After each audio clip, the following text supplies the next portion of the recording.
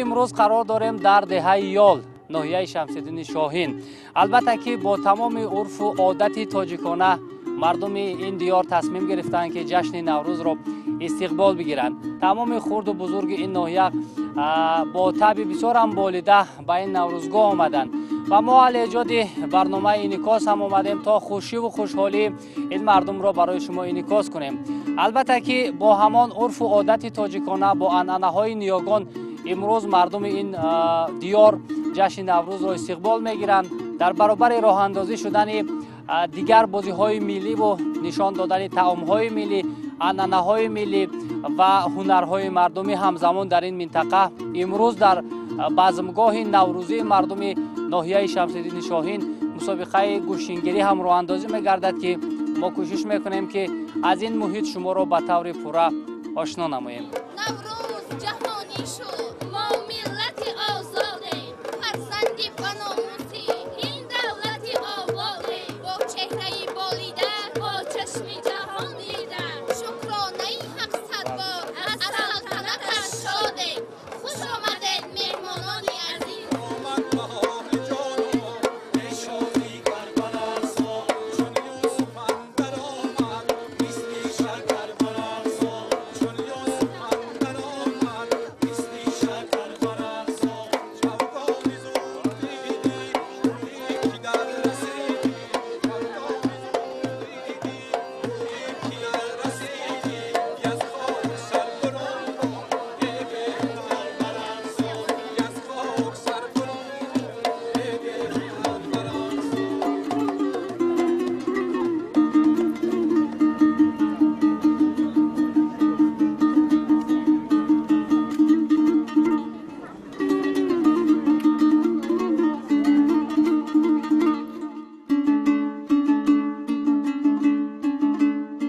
بهار آمد صدای بلبل آمد، نسیم و فارم و بوی گل آمد، لباسی صبر را صحرا ببر کرد، کلاهی سبسفید آلو بسر کرد.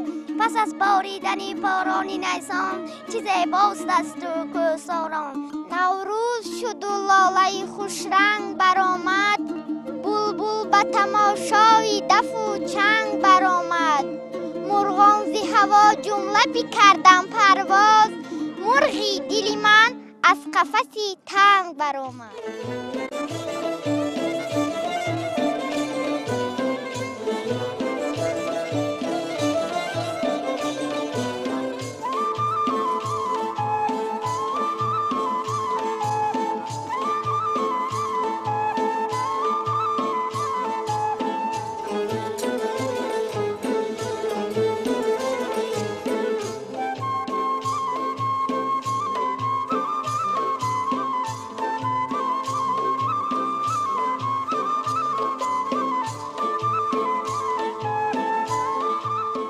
نوروز بیا به خاک پاکی وطنم، گلریز نما زمین و باغ و چمنم. اندر بری عاشقان فرخنده عشق، من عاشق نوبهار و سیر چمنم. امروز در یک دشت زیبای خوشمنظره ناحیه شمس‌الدین شاهین نوروز عجم را با یک دستاوردهای خوب پیشواز گرفته ایستاده‌اند. بگذار بهار امساله برای مردم ما فیض و برکت عطا نماید. نوروزتان مبارک باشد هم دیاران عزیز. نوروز شد و لاله خوش رنگ برآمد، بلبل با تماشای دف و چنگ برآمد. مرغان هوا جمله بکردن پروازه، مرغ دل من از قفسی تنگ برآمد. مرغ دل من از قفسی تنگ برآمد.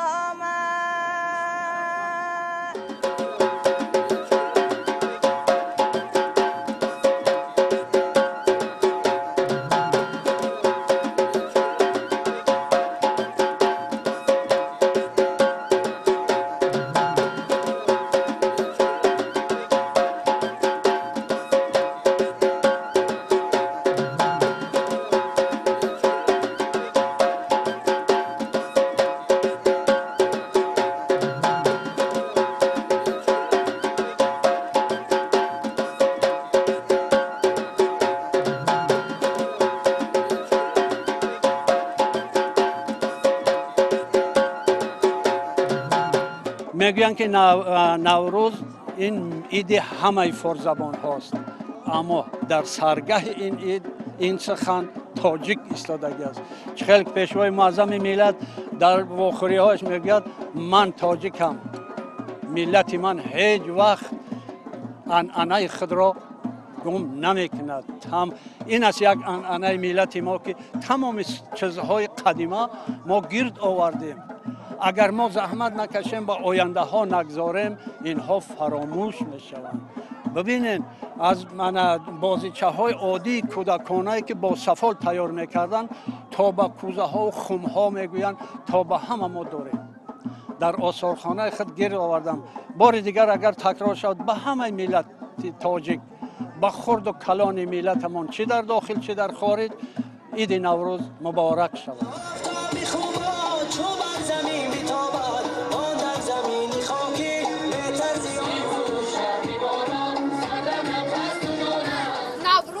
جهانی شد با تشبوسی که با تشبوس و زحمت‌های پیشوای معظم ملت بیهوده نگفتند نوروز جهانی شد ما ملت آزادیم فرزندی به ناموس این دولت آبادیم با چهره والیده با چشم جهان دیده شکرانه حق صد بار از سلطنتش شدیم. صد جهانی شد با تشبوسی که با تشبوس و زحمت‌های پیشوای معظم ملت. عادتاً در جشن نوروز همون هنرهای ملی یا که عنعنه‌های ملی رو به نمایش میگذارند و امروز چون میبینید همون محصول دستی هنرمندان ناحیه شمس‌الدین شاهین است در اینجا و ما پورتر درباره همین عنعنه‌ها، درباره آنه که همینا برای چی در جشن نوروز به نمایش گذاشته میشن از پیران کار پرسان بشویم. خوب درباره همین اشیاهایی که در نزد ما هستند. شکرانه سیاست پیشگرفته جناب عالی با تشبوس این مرد بزرگ نوروز ما در سطح بین المللی جشن گرفته می شود. من این منظره را بیان یک دل خوشحال یک حلاوت میبرد. ما هم به خاطر آن که همین مردم از زحمت ما حلاوت برند زمان آوردیم که تا که نسل نوروز حلاوت برند. شاید از همین امروز حرکت در همین دیه یول بگن استای زینتراش نو پیدا شود. این اشیایی که در نزد ما است فقط برای اسب کاری، بیشتر مخلصان یا شخصانی که چواندازند. خود در ناحیه شمس‌الدین شاهین چواندازا بسیارند. زیاده از 43 سال میشد که من این کار مشغولم. بسیار خوب است. با فکر ما که همین محصول مهنت ما در تمام ناحیه‌های جمهوری هست. این زین اسب از 6 قسم عبارت است. بله. من همین مابین راست جدا میشود. یک قسم، دو قسم، سه قسم، 4 قسم، 5 قسم، 6 قسم. همین زین از 6 قسم عبارت است. خیلی زحمتی بسیار طلب میکنه. این کسب ما با رفیقا یک کسبی است که در جمهوری کم شمار است. بله. در ناحیه شمس‌الدین شاهین غیر از ما دیگر استای زین نیست. اینا کسب هنرهای بسیار کمیاب بود که بعضا از بین رفته ایستادند. ما کوشش میکنیم که همین کسب هنرها از سر زنده شوند. شاگردان ما، فرزندان ما کسب هنرها یاد بگیرند. خب اسب سواری کنن، اسب بازی کنن. این اسب بازی یک کسبی که برای جوانمرد نامبرداری میکنن. اینش همین لجای ما خاک نقش بگم ممکن که همین 1700 سومون است. این همین لجام 1700 سومون این با اون خاطر قیمت است که همه بافتگی است. یعنی چرمشان صفت خوب است. از درجه عالی است. این چرمای بافتگی است. رنگ موی دختر برای بافتگی است. بسیار خوب است. ببینید هنر داشتن هم مردم خوشحال می شود، هم همون درآمدی که به دست میاد برای پیشبرد زندگی هم خوب است. همین یک زینه ما 1200 سومون سودا میکنیم. من اینا گفتم که 1700 سومون البته برای پیشبرد زندگی کمک میکنه.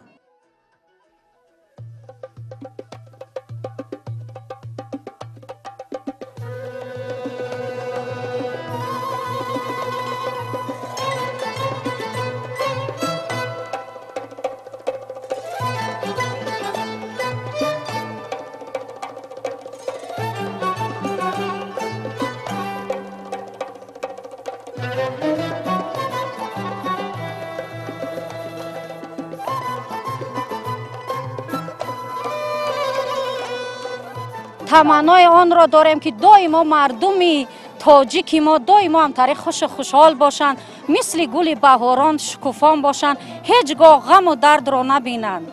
نوروز شد و لاله خوشرنگ برآمد، بلبل به تماشای دف و چنگ برآمد. مرغان هوا جمله بکردم پرواز، مرغ دل من از قفس تنگ برآمد.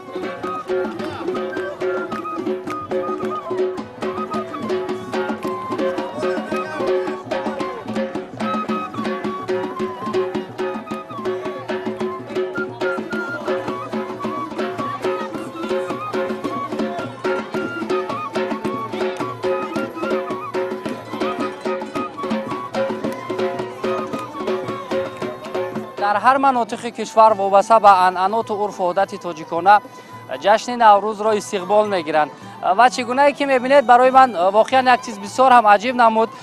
این اپای عزیز رو میبینید یک شکلی بسیار هم زیبای روی مالبندی دارد که من خواستم که همین چیز رو از خود همین اپای عزیز بپرسیم که این چگونه شکلی روی مالبندی است، از کیها به میراث گذاشتن. خوب سلام علیکم، شما رو به عید نوروز تبریک میکنم.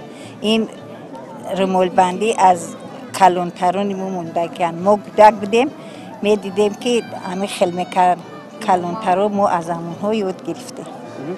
بسیارتر در فصل نوروز همین گونه میبسن که همه وقت نوروز ده و همه وقت کلانتران تریبدن.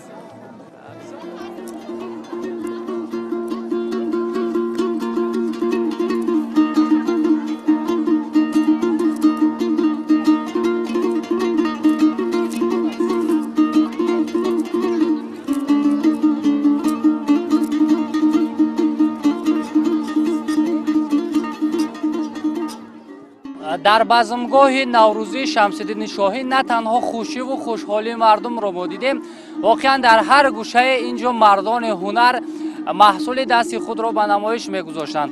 بابای استاد دولت سرگرم کار هستند و ما کمی فرصت هم داریم که در مورد همین هنرشان، در مورد چگونه آماده شدن همین سبدهای زیبا پرسان شویم. سلام علیکم بابا. علیکم السلام. خونده نباشین. خب مختصرا من میخواستم درباره همین کسب تا همین حال و ادامه یافتن همین هنر شما بگویید. اول شما را به همین نوروز فیروز مبارکباد میکنم و که پروردگار دائم همیشه سربلند سر فیروز باشین، برای کار تن صحت خانه آباد نصیبه و روزیتون بگردونه. ما خیلی سالهای سال همین هنر خیلی یافتیم خوردیم، خیلی برای بانوان، برای خیلی خوجگی سیو چیندن، برای چوروا را خود دادن، هر خیلی سبته و خیلی چند گری یک 10 گری زیوته.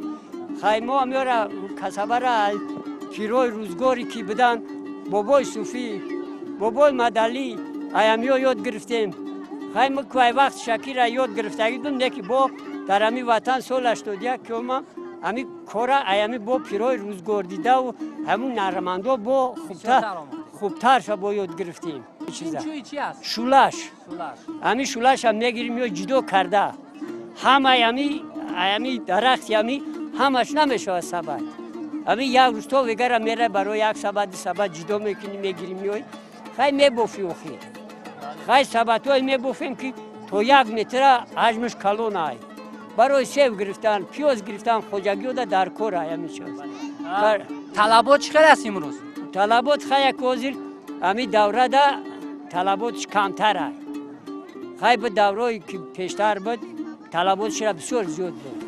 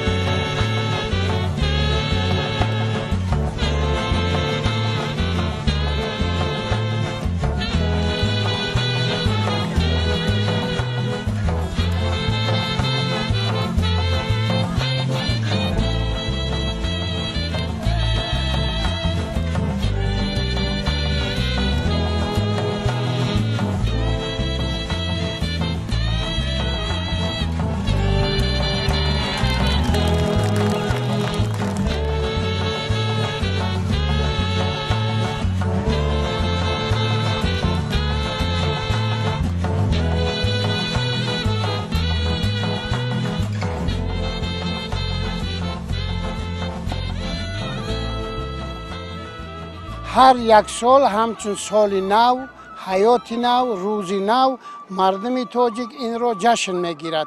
در این عید مردم تاجیک همه اون عنعنه‌های ملی که از پدر و باباهای ما و ما باقی گذاشتن و میراث ماندن، ما آن را جشن میگیریم و عید میکنیم. از آن جمله همچون ورزش گوشتینگیری، چلخری بازی، رنگ بازی، دیگر ورزش هایی که در دیگر عرف و عادت هایی که در ملت ما بودند در همین عید نوروز احیا می شوند و مردم آنها را جشن می گیرند.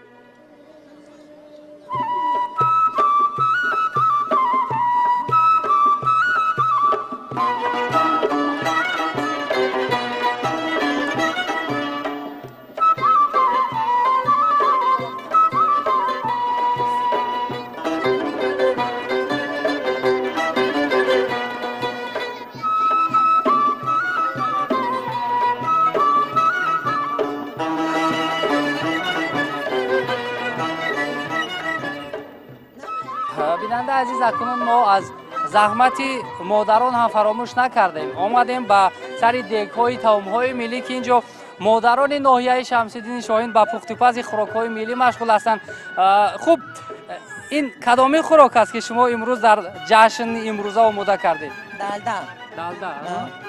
خوب، اکنون درباره محصولاتایی که در داخل این است بیاید برای بیننده بگویید و پراتر بگویید که چرا ماست در جشن نوروز همین گونه خوراک‌های ملی رو بیشتر می‌کردند. این همین اوقات تاجیکی ملی، همین اوقات پیش تاجیکی همین دالدای، همین برای همین نوروزی ما را گندمش جمع میکنیم، تازه میکنیم، میریم به سنگ میشکیم، با میاریم نسک نخچنی تازه میکنیم، بعد چی میکنیم؟ بعد جمع میکنیم، بعد میاریم این آخر میپزیم. همین خوراک‌های ملی برای همین پلوان‌های گوشتینگیر، همین بسکشی‌ها و چواندازا و برای همین که با قوت شوند کارشون پیش برند. مشغول و با ورزش با کار بسکشی با میان مشغول شوند. سلامت باشه، نوروزتان مبارک باشه. رحمت و در شما را نوروزتون مبارک شه و هر روزتون نوروز.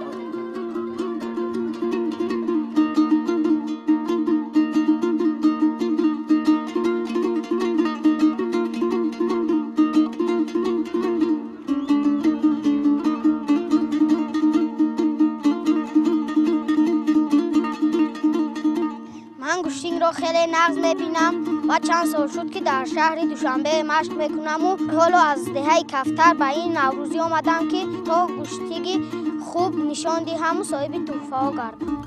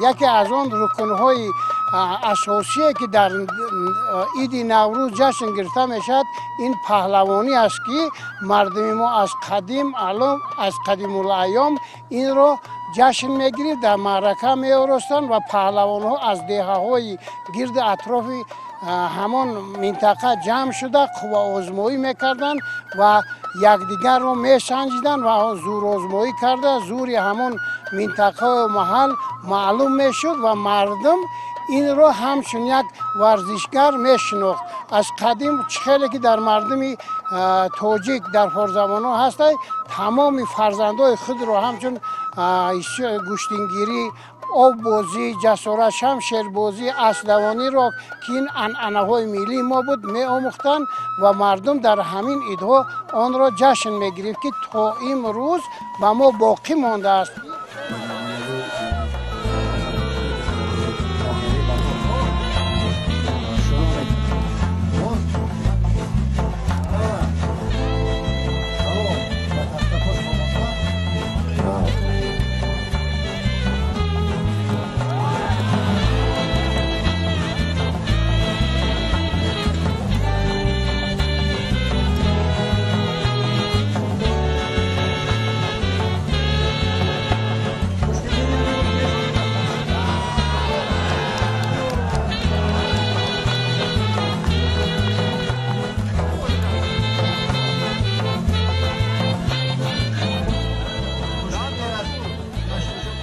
از بس که این مسابقه این گوشتین در همین دیار خود در همین ناحیه خودمون برگزار می‌گردد، ما ورزشگران کوشش میکنیم که هنر خوب نشان دهیم و تماشاگران مخلصان با تای بالده از اینجا بروند.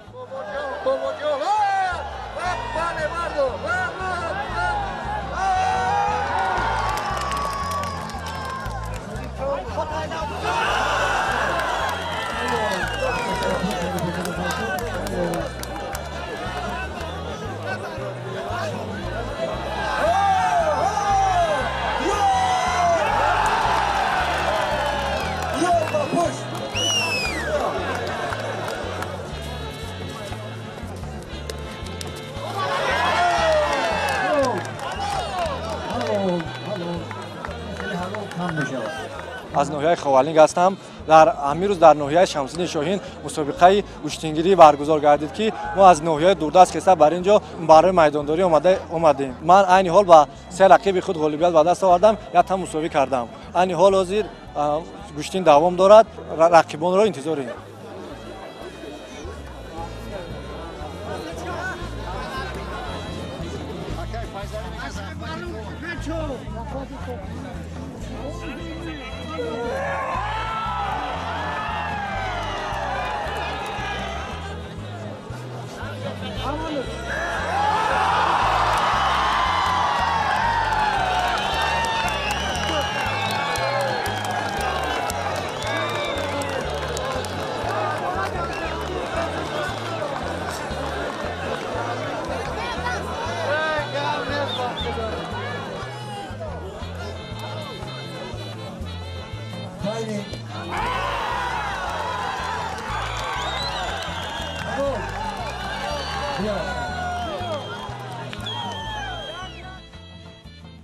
در منطقه شمس‌الدین شاهین که از اول تا امروز به نهایت پهلوانان بزرگ گذشتند و مثل میرزاوطن حسن علی، دولت صابر، ارکا سلیمان، اودینه منظر، شریف و فیض علی، علی احمد موسویف، شیرف اودینه، نبی نورعلی و دیگر پهلوانان خوب از ناحیه شمس‌الدین شاهین، از دشت جم، از دهه یال و دیگر منطقه ها گذشته است.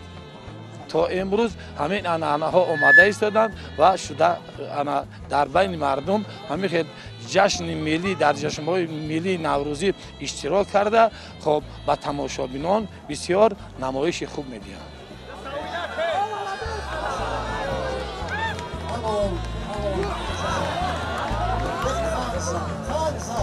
افتخار نازنین فرسک یک قوله بوده ما نمی سمت خدمت چقدر میدان خوشحال است اول جمله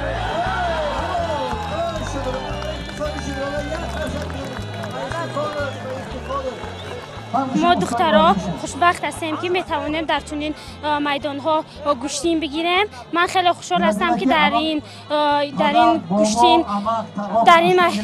گوشتین چند کس را مغلوب ساختم. من میخواهم باز در مسابقه های جمهوری صدر جمهوری اشتراک نموده سزاوارهای جایهای نمایان شود.